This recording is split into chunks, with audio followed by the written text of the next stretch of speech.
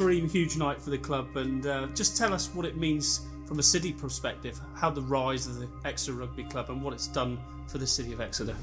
Exeter Chiefs has been a transformational project, really, because it's completely changed the offer of the city. It's a place now, I think, in the whole of the Southwest. If you said to the business community, professional community, where do you meet to have social and business combined? It's probably Exeter Chiefs and Sandy Park. So it's transformed our ability to get business done in the sense of social, leading to good conversations about how we achieve on behalf of the city. But it's also taken us to another audience. It's taken us to a national and international. It's really remarkable the impact the Chiefs are having overseas, which then translates into people having knowledge about our businesses and the impact that they have. So that's fantastic. You know, you've immediately changed the brand of the city in some eyes from a provincial to now an international brand.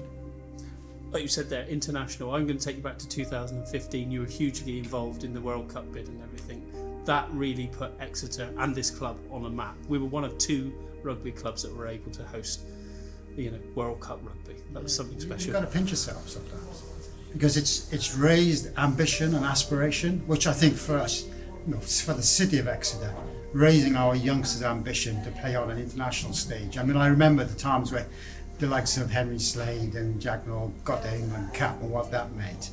And now you see every time there's an international game, whether it's Wales, Australia, our players are playing on the international scene. So it's fantastic for the city, fantastic for participation in sport. So you've got a career path now, the academy system and the college. You should see the excitement. The city has become a city that rugby on an international level, sport in general, is just taking off in the city. It's just fantastic. And the money it's bringing into the city, we know that there's every other week there's going to be anything from 10,000 to 15,000 people here now. That's really selling your city as well. Yeah. So not only have you bringing in direct spend, but also bringing in indirect spend and the marketing in the city. There's no way the city of Exeter could pay for the advertising we're getting on behalf of the club. But in the city, it always mentions Exeter. So it's on a number of levels. But if you've got to think from my perspective, I'm the Chief Exec and Growth Director. Well, the club is driving that growth agenda for us. But its catchment is bigger than the city. So what we're seeing now is the whole of Devon and the Southwest. People are coming into the city.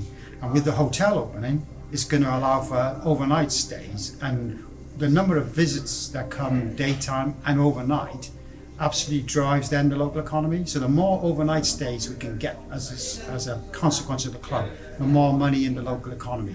So that's great. It's growing the city's economy, growing the connections beyond the city to the national and international audience. And just tonight, just look at the players, ex-players, legends of the game that have turned out tonight for this club. That tells you the club is not just a club in the local sense. It's having a national impact. That's immensely important to us. Karime, I know you love your rugby, and as you just alluded to there, it's a professional club, but still has that old school tradition. As you say, you're seeing boys that are still coming back and old guys coming from the old county ground days right through. It's a magical journey that this club on, and it's growing. There's still more to come. Yeah, I think that value system and ethos, you see it through the coaches, through the directors of rugby. You see it from the board. I mean, Tony Rowe is a legend, right? What he's doing. But look at the board, the people that he's assembled, and their values for the club.